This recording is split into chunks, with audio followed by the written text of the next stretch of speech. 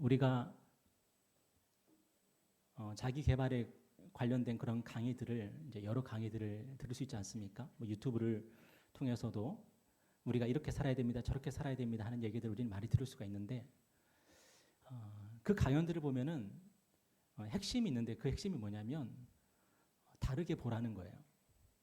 어차피 지금 우리의 인생은 바뀌지가 않지 않습니까? 당장 우리가 바꿀 수 있는 게 없습니다. 그런데 한 가지 바꿀 수 있는 게 뭐냐면은 내 인생을, 내 삶을, 그리고 이 세상을 다르게 보는 거죠.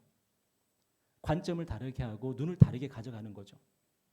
그렇게 할 때에 이전에는 어두웠던 내 삶인데 결코 어둡지 않구나라고 우리는 깨달을 수가 있고, 이전에는 원망스럽기만 했던 세상인데 그래도 살만한 세상이구나 하는 것을 우리는 느끼며 살아갈 수가 있어요. 뭐만 바뀌면 되냐면 우리의 눈만 바뀌면 되는 거죠. 눈만. 여러분 혹시라도 이 사회를 보면서 못 살겠다, 떠나야 되겠다, 그렇게 생각할 수도 있고, 또 어떤 사람은 우리 사회를 보면서 내가 바꿔야 되겠다, 내가 좀 더 헌신해야 되겠다, 그렇게 생각할 수 있죠. 왜냐하면은 똑같은 상황이고 똑같은 형편이고 똑같은 비슷한 삶인데 보는 눈이 완전히 다르기 때문이죠. 오늘 말씀 보면은 이 말씀의 배경이 어떤 배경입니까? 파라오가 명령을 내렸어요. 이스라엘 백성 가운데 사내 아이가 태어나면은 그 아이들 다 강물에 빠뜨려서 죽여라. 그게 파라오의 명령이었어요. 제가 지난번에도 말씀드렸지만 파라오는 우리가 어떤 사람이라고 딱 상정하면 비슷하다 그랬어요. 북한의 김정은하고 다 비슷한 사람이에요. 여러분 우리가 북한에서 살아가고 있는데 북한 주민인데 김정은의 명령을 어긴다? 불가능하죠. 그럼 죽는 거예요. 파라오가 서슬퍼런 명령을 내렸어요. 사내 아이가 태어나면, 히브리의 사내 아이가 태어나면은 다 나일 강물에 빠뜨려 죽여라. 아마도 그 명령이 떨어졌을 때에 얼마나 많은 이스라엘의 가정에서 사내 아이가 태어났을 때마다 대성통곡하고 그 아이들은 나일 강물에 빠뜨렸을까요? 예전에 이집트 왕자라고 하는 그 애니메이션을 본 적이 있는데 그 애니메이션에서 그런 내용이 나오죠. 좀 은유적으로 나오긴 하지만 아이가 태어나면은 파라오의 군대가 다 가가지고 그 아이들 있는지 수색하고 다 나일 강물에 빠뜨려 죽여요. 영아 살해를 하는 거죠. 그런데 오늘 본문에서 레위 가족 중 한 사람이 레위 여자에게 장가들어. 아므람과 요게벳이에요. 여러분 요게벳 너무 잘 아시죠? 요즘에 요게벳의 노래라고 하는 그 찬양이 있어서 여러분 잘 아실 것 같은데 이 둘이 결혼을 했어요. 여러분 결혼하는 게 얼마나 힘든 일이었을까요? 왜? 결혼하면은 아이를 낳아야 되는데 그 아이 중에서 사내 아이가 태어나면 또 죽여야 되는 상황이에요. 결혼하기가 힘든 시대예요. 그리고 아이를 낳는 것도 너무나도 고통스러운 시대예요. 그런데 결혼을 했어요. 믿음 없이는 결혼하기 힘든 시대죠. 그리고 또 어떻게 해요? 아이를 낳아요. 여러분 요게벳이 임신했을 때 무슨 생각이 들었을까요? 이 아이가 사내 아이면은 어떡하지? 이 아이가 사내 아이면은 내가 어떻게 해야 되지? 여러분 그런 생각 하지 않았을까요? 그리고 아이를 낳았어요. 남자예요, 여자예요? 남자예요. 어떻게 해야 돼요? 어떻게 하면 좋죠? 그런데 오늘 2절 말씀 보니까 그 여자가 임신하여 큰일 났죠. 아들을 낳으니 어떻게 하면 좋죠? 그런데 그가 잘생긴 것을 보고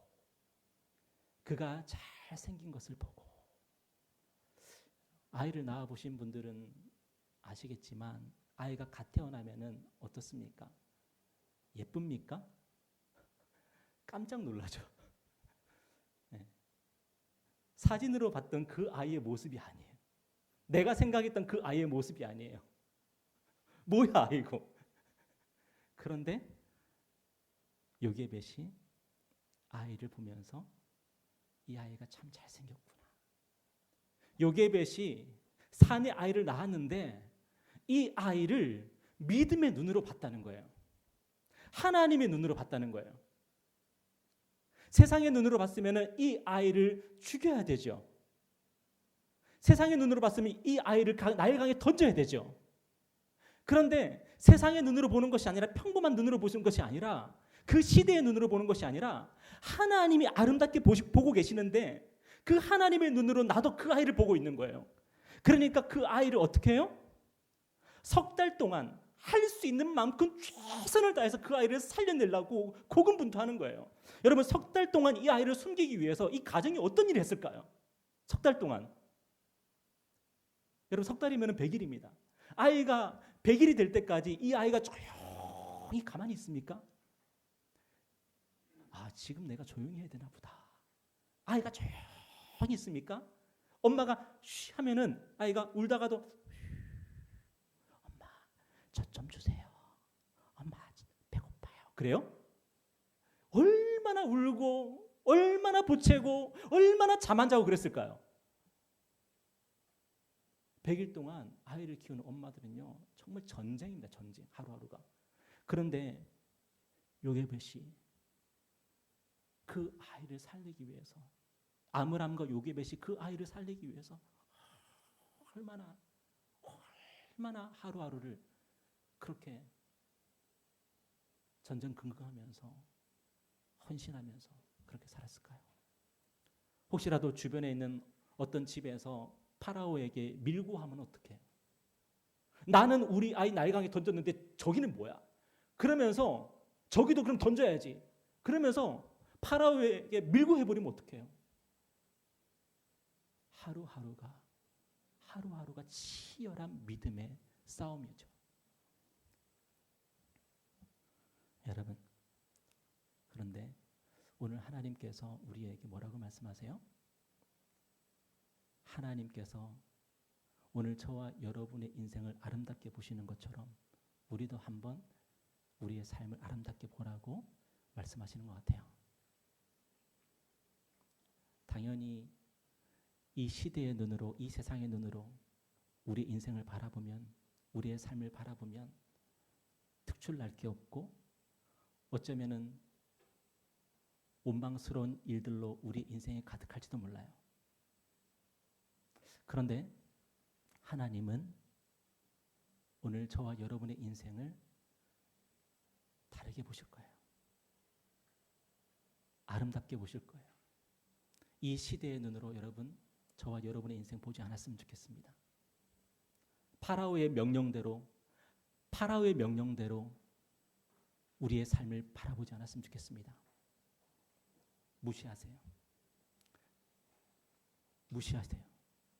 그리고 오늘 저와 여러분에게는 하나님의 말씀이라는 새로운 렌즈를 하나님께서 우리에게 허락해 주셨습니다. 하나님의 말씀으로 우리의 인생을 바라봤으면 좋겠습니다. 하나님의 말씀으로 우리 인생을 평가했으면 좋겠습니다. 그러면은 우리 안에 어떤 소망이 일어나냐면 어제 우리 남우현 선교사님이 중요한 메시지를 던져주고 가셨어요. 그게 뭐였어요? 살아내라는 거예요. 살아내라는 거예요. 죽지 말고 살아내라는 거예요. 아무리 힘들어도 죽지 말고 살아내라는 거예요. 일제강점기 때 동요를 작사했던 그런 선생님들이 아이들에게 무슨 얘기를 하고 싶었을까요?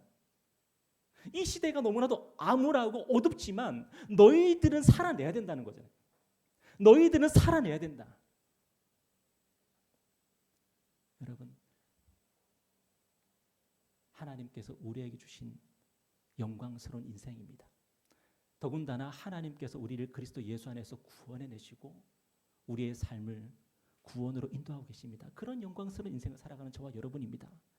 그러면 우리가 매일매일 어떻게 살아야 돼요? 살아내야죠. 하나님께서 우리의 구원을 완전히 이루시는 그날까지 우리가 믿음으로 하루하루 살아내야죠. 하나님께서 우리를 아름답게 보시는 것처럼 오늘도 저와 여러분이 우리 인생을 아름답게 볼 수 있는 그런 삶이 되었으면 좋겠습니다. 이렇게 요게벳이 최선을 다해서 모세를 기릅니다. 그리고 더 이상 3절 보니까 더 숨길 수 없게 되매 여러분 한계가 있어요. 우리가 할 수 있는 한계가 있다고요. 우리가 오늘 그걸 인정하자고요. 우리가 말씀을 보면서 매일매일 하나님의 말씀을 묵상하면서 큐티하면서 우리가 우리 인생을 아름답게 볼 수 있고 그래서 우리가 믿음의 눈으로 내 인생을 바라보면서 최선을 다해서 우리 인생을 살아내는 그런 삶을 살아가는데, 그런데 그럼에도 불구하고 저와 여러분에게는 한계가 있어요. 할 수 없는 게 있다고요. 그러니까 요게벳이 어떻게 해요? 3절 보니까 갈대 상자를 가져다가 역청과 나무진을 칠하고 아기를 거기 담아 나일 강가에 두고. 여러분, 다시 요게벳의 노래라는 그 찬양을 소환합니다. 우우우우. 갈대 상자로 아이를 담아서 그 아이를 나일 강가에 두는 거예요. 나일 강가에 두니까 강물이 떠내려가면서 그 갈대 상자가 움직이고 조금씩 움직이더니 결국에는 그 강물을 따라서 흘러가는 거예요. 여러분, 그 장면을 보면서 요게벳이 뭐 했을까요? 할 수 있는 거 딱 하나죠. 마음으로 그를 축복하고 기도하는 것밖에 없어요. 요게벳이 할 수 있는 거 다 했어요. 내가 믿음의 눈으로 이 아이를 바라보고 이 아이를 위해서 할 수 있는 모든 걸 다 해줬어요. 근데 겨우 그것이 석 달밖에 안 가요. 이제는 그 아이를 더 이상 내가 키울 수가 없어요. 그럴 때 이 아이를 갈대 상자에 담아서 나일 강가로 떠내려 보내면서 그 아이를 위해서 축복하고 기도하는 거예요. 여러분, 한계가 있습니다. 우리가 할 수 없는 게 있습니다.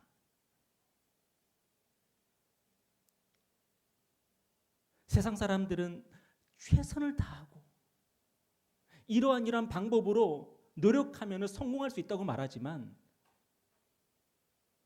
우리는 단순히 돈 벌자고 살아가는 인생이 아니잖아요. 단순히 지위가 높아지기 위해서 살아가는 인생이 아니잖아요. 우리는 하나님께서 보시기에 정말 아름다운 그런 믿음으로 살아가는 그 삶을 살아야 되는데 이게 우리의 노력으로 되냐고요. 결국 우리의 인생은 어디에 담아야 돼요? 갈대 상자에 담아야 돼요. 저와 여러분의 인생을 갈대 상자에 담아야 돼요. 그리고 나일 강가에 띄어보내야 돼요. 그리고 우리가 해야 될 일이 있죠. 기도하는 겁니다. 여러분, 왜 기도하죠? 우리가? 제가 요즘에 기도에 대한 얘기를 많이 드리는데 우리가 왜 기도하죠? 우리가 못하니까 하는 거 아니에요? 우리가 할 수 없으니까. 우리가 할 수 없으니까 기도하잖아요. 기도는 우리의 인생을 갈대 상자에 담아서 띄어보내는 거예요. 하나님, 저는 못합니다. 그리고 그 갈대 상자에는 뭐가 없죠? 핸들이 없습니다. 여러분, 기도하는 사람은요, 우리의 인생을 핸들링 하려고 하지 않습니다. 기도한다는 것은 내가 핸들링 하기를 포기했다는 거거든요. 기도한다는 것은 내 인생 하나님께 맡겼는데 내가 더 이상 핸들링 할 수 없고 하나님이 인도해 주셔야 됩니다라고 고백하는 거거든요. 여러분, 우리의 기도가 온전해지려면 그 핸들링을 포기해야 돼요. 그런데 많은 경우에 기도한다고 하면서 아직까지 핸들링을 하려고 해요. 기도한다고 하면서 내가 원하는 방향으로 자꾸만 틀려고 해요. 내 인생을. 그게 뭐랑 충돌해요? 기도랑 충돌하잖아요. 기도는 하나님께 온전히 맡기고 하나님께 온전히 올려드리는 거고 내 인생 갈대 상자에 담아서 나일강으로 떠나보내는 건데, 그런데 자꾸만 우리의 마음속에는 내가 원하는 방향으로 자꾸만 내 인생을 이끌어 가려고 해요. 아니요. 갈대 상자에는 우리가 핸들링할 수 있는 핸들이 없습니다. 갈대 상자는 아무것도 없습니다. 내 인생 그냥 담아서 나일강으로 떠나보내는 겁니다. 그리고 우리는 그때서야 비로소 우리는 하나님께 기도할 수 있습니다. 그리고 우리가 하나님을 뭐 하는 거죠? 신뢰하는 거죠. 하나님 인도해 주십시오. 여러분, 우리가 다 내려놓고 우리가 기도하면서 하나님께 올려드리고 하나님께 맡겨드릴 때에 그 이후에 저와 여러분의 인생 가운데 일어나는 그 모든 일들에 대해서 여러분은 하나님의 인도하심이라고 다 받아들이면 됩니다. 내가 원하든 원하지 않든 우리가 기도하고 있을 때, 내가 더 이상 할 수 없으니까 내가 기도하고 있을 때에 그 이후에 일어나는 그 모든 일들은 하나님께서 우리를 이끌어 가실 겁니다. 여러분, 오늘 본문에 보니까 그 갈대 상자가 하필이면 누구한테 딱 걸려요? 누구한테 걸려요? 파라오의 공주한테 걸려요. 여러분, 이 갈대 상자가 파라오의 공주 앞에 나아갈 때에 심장이 어때요? 두근두근 거릴 수밖에 없죠. 왜요? 이집트 제국에서 가장 높은 사람 중에 한 사람한테 이 갈대 상자가 걸렸는데 이제 어떡하지? 이제 어떡하지? 우리로 치면은 김정은의 딸 김주애한테 그게 걸렸어요. 김정은의 딸이 그 갈대 상자를 받았어요. 여러분, 우리 무슨 생각이 들어요? 하나님이 내 인생 드디어 인도하셨구나 그 생각 들어요? 아니죠. 하나님 어떻게 하면 좋습니까? 이 아이가 파라오의 공주한테 걸렸어요. 이제 큰일 났어요. 저와 여러분의 인생 가운데 이런 일 많지 않아요? 하나님, 제가 기도했는데, 그래도 하나님께 올려드리고 맡겨드린다고 하면서 제가 기도했는데, 하나님, 제 인생 왜 이렇게 풀리죠? 하나님, 더 꼬이는 것 같아요. 그런데 놀랍게도 오늘 본문에 보니까 6절에 한번 읽어볼까요? 자, 시작. 열고 그 아기를 보니 아기가 우는지라 그가 그를 불쌍히 여겨 이르되 이는 히브리 사람의 아기로다. 하나님께서 이 파라오의 공주의 마음 가운데 이 아기를 보면서 어떤 마음을 갖게 하세요? 불쌍히 여기는 마음을 갖게 하세요. 불쌍히 여기는 마음. 하나님은 이 세상 그 누구의 마음도 움직일 수 있습니다. 우리는 사람의 마음을 얻지 못해서, 그 사람의 마음을 돌리지 못해서, 그 사람의 마음 때문에 상처받고, 그 사람의 마음 때문에 두려워하고, 우리는 매일매일 그런 인생을 살아가지만 하나님께서 이 세상에서 가장 높은 사람의 마음까지도, 가장 두려운 사람의 마음까지도 하나님은 돌리실 수 있는 하나님이십니다. 이 공주가 이 아기를 보면서 불쌍한 마음이 들어요. 그리고 제가 오늘 이 본문의 말씀을 묵상하면서 모세를 위해서 아므람과 요게벳만 기도했을까? 여러분, 모세에게는 또 누가 있어요? 미리암과 아론이라고 하는 누이와 형이 있어요. 이 누이와 형이 이 모세가 태어나는 것을 보면서 얼마나 기도했을까? 그 주일학교 아이들이 이 모세를 보면서 얼마나 기도하면서 축복했을까? 우리 동생 어떻게? 우리 동생 어떻게? 여러분, 그런데 그 미리암이 그 갈대 상자를 끝까지 따라가요.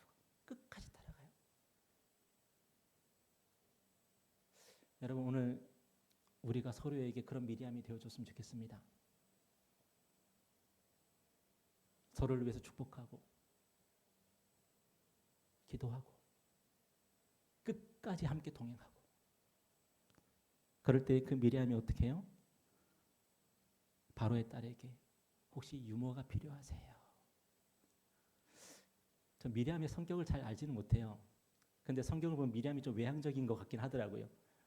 요즘으로 치면은 노래 잘하고 춤 잘 추고 이와 같은. 그런데 그 미리암이 공주에게, 파라오의 공주에게 말을 건넬 때 그 미리암의 심장이 어땠을까요? 저는 가끔씩 제가 기도하는 것보다 우리 자녀들이 기도하는 그 기도를 하나님이 더 기뻐하지 않을까 하는 그런 생각을 할 때가 있는데, 오늘 본문을 준비하면서 저는 그런 상상을 해봅니다. 미리암이 공주에게 나아가기 전에 뒤로 돌아가지고 기도하지 않았을까? 제가 언젠가 유겸이가 아팠을 때에 저희는 유겸이를 병원에 데려가고 그리고 약을 사주고 그랬거든요. 그런데 어느 날 화장실에 딱 들어가는데 유겸이가 샤워하고 있는 줄 알았어요. 화장실에 딱 들어가는데 유겸이가 그 욕조에서 이렇게 기도하고 있는 거예요. 무슨 기도했냐고 물어보니까 하나님 저 고쳐주세요. 그렇게 기도했대요. 너무 어려서 기억 안 나죠. 미리암이 하나님 이렇게 기도하지 않았을까요? 그때 하나님께서 바로의 공주의 마음을 인도하셔서 유모를 데려오라고. 그리고 미리암이 자기 엄마를, 모세의 엄마를 데려와서 유모로 소개를 합니다. 모세가 자기 엄마의 젖을 먹고 자라게 되죠. 여러분, 이 모든 게 뭐죠? 이 모든 게 아이러니입니다. 이 모든 이야기가 아이러니입니다. 여러분, 아이를 갈대상자에 태워서 떠나보내는 거, 누가 이 아이의 목숨을 기대하겠습니까? 모세가 파라오의 공주 앞에 그 갈대상자가 멈췄는데 누가 그 아이의 목숨을 보장하겠습니까? 그런데 하나님께서 이런 말도 안 되는 가장 최악의 상황에서 하나님께서 어떻게 해요? 최선의 일들을 이루어 가셔요. 최악에서 최선을 이루어 가세요. 모세가 죽지 않았을 뿐만 아니라 자기 엄마의 젖을 먹으면서 커요. 이런 놀라운 일을 하나님께서 이루어 가세요. 오늘 저와 여러분의 인생이 아이러니라는 거 여러분 아세요? 오늘 우리는 하나님 앞에서 고백합니다. 하나님이 우리를 예수 그리스도의 십자가를 통해서 구원하셨습니다. 여러분, 예수님의 십자가는 무엇입니까? 이 세상이 가장 미련하다고 여기는 거고 이 세상이 가장 저주하는 게 예수님의 십자가입니다. 헬라인들은 십자가 얘기를 들으면, 사도 바울에게 십자가 얘기를 들으면은 뭐 그따위 얘기가 있어? 소크라테스, 아리스토텔레스, 플라톤, 그들의 지혜, 그들과 같은 그런 지혜를 나에게 들려줘. 근데 사도 바울은 뭐라 그러냐면은 하나님의 아들이 이 땅에 오셔서 십자가에 죽으셨대. 그가 우리의 구원을 이루셨다는 거예요. 무슨 그게 지혜야? 유대인들에게 사도 바울이 예수 그리스도의 십자가를 전하면 유대인들은 뭐라고 생각해요? 아니, 성경을 봐봐. 신명기를 봐봐. 나무에 달려 죽은 사람은 저주받은 자라고 돼 있잖아. 십자가에 달려 죽은 나사렛 예수가 어떻게 우리의 메시아가 될 수 있니? 이런 바보 같은 얘기가 어딨니? 그런데 사도 바울이 뭐라고 고백해요?